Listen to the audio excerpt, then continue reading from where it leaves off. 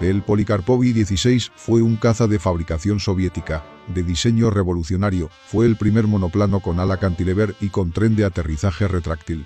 El I-16 fue introducido a mediados de la década de 1930 y formó la espina dorsal de la Fuerza Aérea Soviética al inicio de la Segunda Guerra Mundial. Tuvo una actuación destacada en la Segunda Guerra Sino-Japonesa, en la batalla de Jalgingol entre soviéticos y japoneses, y en la Guerra Civil Española, donde fue llamado Mosca por el bando republicano y Rata por el franquista. El apodo que le dieron los finlandeses al I-16 fue Siipiorava, ardilla voladora.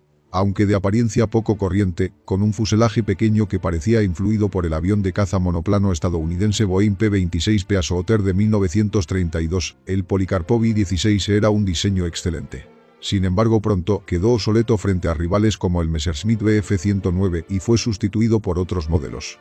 Nikolai Polikarpov fue el diseñador soviético de cazas y de tipos análogos más importante en el periodo anterior a la Segunda Guerra Mundial. A finales de 1929 Polikarpov y sus colegas, acusados de sabotaje a causa del retraso en el programa de desarrollo de un nuevo caza, fueron encerrados en una prisión especial para crear el que más tarde sería el I-5, el caza normalizado de aquella época y del que derivaría el excelente I-15 Ochato. Como compañero monoplano y más veloz del lento, pero ágil, biplano I-15, Polikarpov ideó el I-16. Con su diseño, se inició entre los años 1933 y 1934 una nueva etapa en la construcción aeronáutica. La sustitución del biplano atirantado y alambrado, con tren de aterrizaje fijo, por el veloz monoplano cantilever de tren retráctil.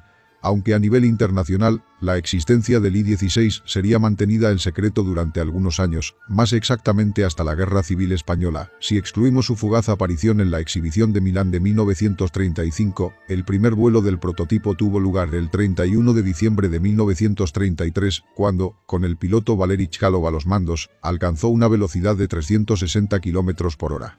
El aparato, conocido por la designación TES-KB-12, estaba equipado con un motor Shvetsov M22, que no era otro que el Bristol Jupiter 9 ASB construido, bajo licencia en la Unión Soviética, de 9 cilindros en estrella y una potencia de entre 483 a 550 HP. Después el Urid Kyclone SR-820 F3, adaptado al sistema métrico. Su armamento lo componían dos ametralladoras SHK de 7,62 mm montadas fijas en las alas. Tal tipo de arma, desarrollada por los ingenieros Vitalny y Komaritsky, tenía un peso de 10 kilos y una cadencia de fuego de unos 1600 disparos por minuto, lo que hacía de ella la ametralladora ligera para avión de mayor cadencia de fuego de su época. El 18 de febrero de 1934, 7 semanas después del vuelo inaugural del TES-KB-12, volaba el segundo prototipo TES-KB-12 bis, dotado de un motor estadounidense Urid Kyclone SR-1820 F3 que desarrollaba una potencia de 725 caballos al despegue. Con 450 km por hora de velocidad, era más rápido que cualquier otro avión de caza en servicio en el mundo.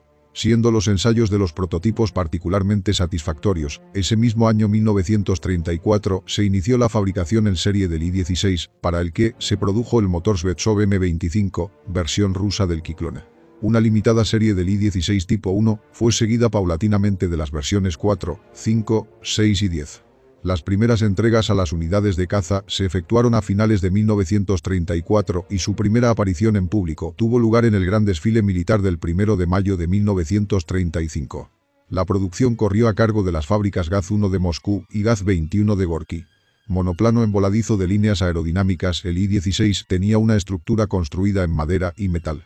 Elegido el empleo de una construcción mixta, para no hacer de él una máquina pesada, se adoptó para el fuselaje un casco de madera y para las alas y superficies de cola una estructura metálica. El fuselaje, de sección circular en sus dos extremos y ovoidal en las partes intermedias, estaba construido en dos mitades divididas verticalmente, comprendiendo cada mitad 4 largueros y 11 semicuadernas de pino. El conjunto estaba revestido por láminas encoladas de abedul, en bandas diagonales, a excepción del motor, cuyo carenado era metálico. El ala, construida en 3 secciones, una central ensamblada al fuselaje y 2 exteriores unidas a la primera en 4 puntos, era de tipo cajón, estando estructurada por 2 largueros de aleación de acero al cromo molibdeno y costillas de duraluminio. De este último material era también la plancha curvada que formaba el borde de ataque. Un larguero auxiliar servía para fijar los alerones, del tipo de hendidura y con gran envergadura, que asumían a la vez la función de flaps de aterrizaje, adoptando un ángulo de 15 grados en la aproximación a tierra. Dichos alerones estaban construidos a base de pequeñas cuadernas perforadas de duraluminio. El conjunto alar salvo el borde de ataque iba revestido de tela.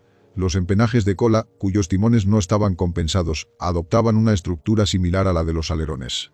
El tren de aterrizaje con sus unidades principales retráctiles era accionado por un mando mecánico manual. Las ruedas estaban provistas de amortiguadores oleoneumáticos y frenos, poco eficaces unos y otros. Las primeras versiones contaban con un patín de cola que, en las finales, fue sustituido por una pequeña rueda. En los aviones de las primeras series, la cabina era cerrada, con la cristalera, incluido el parabrisas, deslizable hacia adelante, sin ser obstáculo el visor de tiro, un colimador tubular Aldis, que emergía de un orificio practicado en el parabrisas, más la tendencia de los pilotos a volar con la cabina abierta, a favor de una mejor visibilidad, recomendó su ulterior sustitución por otra abierta y de cristalera menor y fija. Para facilitar el acceso, la cabina tenía en el costado de babor un panel abatible. El instrumental en los I-16 de las primeras series era bastante incompleto: brújula, reloj cronómetro, altímetro, bariómetro e indicador de guiñada, y un indicador de temperatura de aceite, pero a cambio, el respaldo del asiento del piloto iba protegido por blindaje. La hélice empleada era una AB1 metálica, de 2 palas y 2 posiciones, ajustable en tierra y de 2,80 metros de diámetro.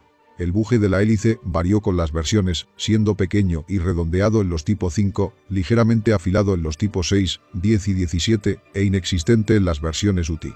En los últimos tipo 18 y 24 se adoptó la hélice de paso variable AB2, con contrapesos y un buje semiesférico.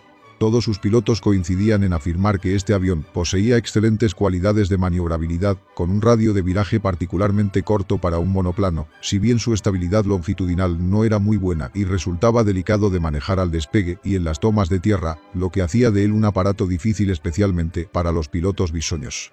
Esta fue la causa de un importante número de accidentes en los días de las primeras entregas a las unidades de caza soviéticas, y una de las víctimas acabaría siendo el piloto Valery Chkalov, el primero en volar el I-16, quien se mató en diciembre de 1938 cuando probaba una nueva versión del mismo.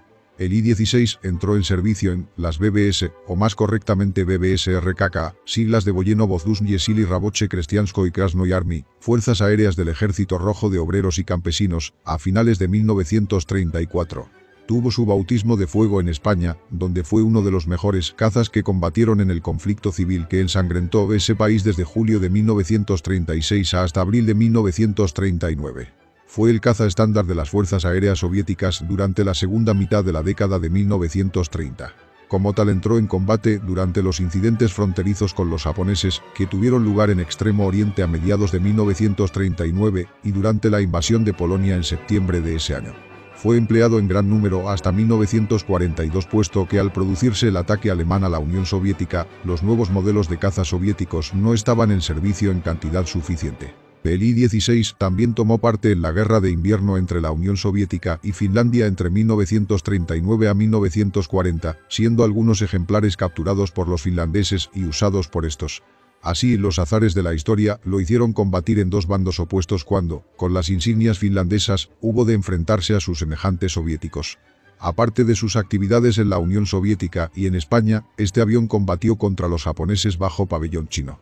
A finales de 1937, poco después de iniciada la Segunda Guerra Sino-Japonesa, China firmó un pacto de no agresión con la Unión Soviética que incluía cláusulas secretas que prometían a los chinos armas, munición y aviones. Así se suministraron I-16 de diversas variantes a China, incluyendo biplazas UTI, junto con pilotos voluntarios y asesores. Los I-16 combatieron en China hasta 1943 al menos, en términos de igualdad con respecto a los Mitsubishi A5M y Nakajima Ki-27, y con abrumadora superioridad sobre los restantes tipos japoneses, hasta la aparición del Mitsubishi A6M0 en 1940. Este último demostró ser mejor que el I-16 virtualmente en todos los aspectos. En total, la producción del I-16 superó las 7.000 unidades, divididas en gran número de versiones. A lo largo de su vida fue conocido bajo diversas denominaciones: Yastrebok, aguilucho, en su país de origen; mosca o rata en España; abu, tábano, por los japoneses; y Dienstjäger, caza jubilado, por los alemanes. Pero al final, en la Fuerza Aérea Soviética era denominado cariñosamente Isaac, burrito. Con la llegada al puerto de Cartagena del buque mercante soviético Rostok, en octubre de 1936, se iniciaban las entregas a las Fuerzas Aéreas de la República Española, FARE, de los I-16, cuyo total puede ser calculado en unos 200 de los tipos 5, 6 y 10, estos últimos conocidos como supermoscas, llegados a partir de marzo de 1938, incluidos 4 biplazas de entrenamiento UTI-4. Volados en principio por pilotos soviéticos, como unidades independientes, fueron más tarde encuadrados en el grupo número 21 de caza de las FARE. Dicho grupo, normalmente constituido por 6 escuadrillas, ampliadas a 7 durante la batalla del Ebro, englobaba personal soviético, español y procedente de las brigadas internacionales. Pero en las etapas finales de la contienda, las tripulaciones estaban formadas enteramente por personal español. Las primeras actuaciones de los I-16 en España tuvieron por escenario el Frente de Madrid y el Frente Norte en octubre y noviembre de 1936. En combate se mostraron capaces incluso de hacer frente a las primeras versiones del Messerschmitt Bf-109 y muy superiores a los Fiat CR-32 y a los Heinkel G-51. El I-16 recibió en las FARE gubernamentales el nombre de Mosca. Se dice que debido a una inscripción del nombre de Moscú abrir paréntesis mayor que a 2.20 en cirílico que venía en sus cajas de embalaje. Por parte del bando franquista se le apodó como Rata, dicen que por la característica forma de volar de los pilotos soviéticos, que se mantenían a baja altura, siguiendo el contorno del terreno y se lanzaban sobre sus blancos en el último momento. Esta táctica más el camuflaje gris con el que iban pintados los primeros aparatos, luego se cambió por uno verde, más su corto tamaño, hizo que en el bando franquista se dijera que los I-16 salían de las alcantarillas como las ratas. Para mejorar las prestaciones a gran altitud, los españoles modificaron varios aparatos del tipo 10, instalándoles un motor estadounidense Uric Cyclone R1820 F54 de 775 HP y un primitivo equipo de oxígeno. Estos aviones así modificados prestaron servicio en la 4ª escuadrilla del grupo número 21 que, por las mascarillas de oxígeno que empleaban los pilotos, poco más que un simple tubo de caucho, recibió el sobrenombre de escuadrilla del chupete.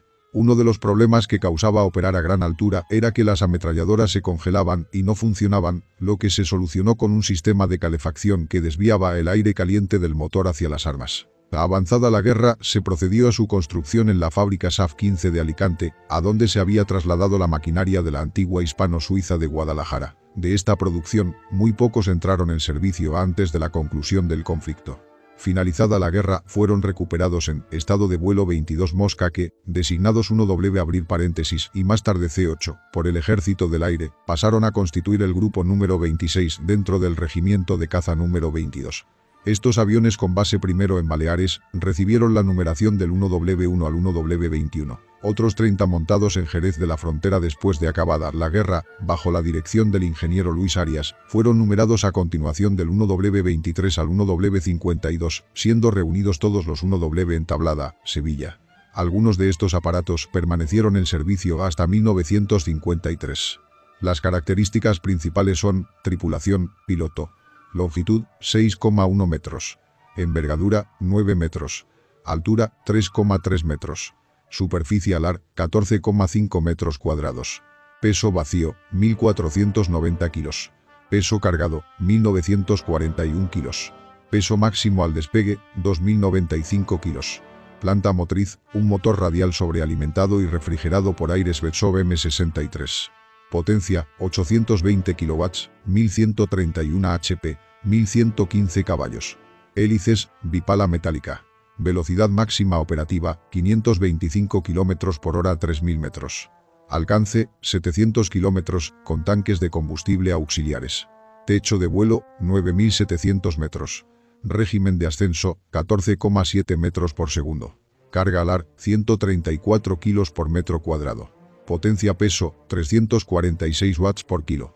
Tiempo de ascenso, 5.000 metros en 5,8 minutos. Armamento, 2 ametralladoras SH-CAS de 7,62 milímetros encima del motor. 2 cañones SH-BAC de 20 milímetros en las alas. 6 cohetes RS-82 o hasta 500 kilos de bombas.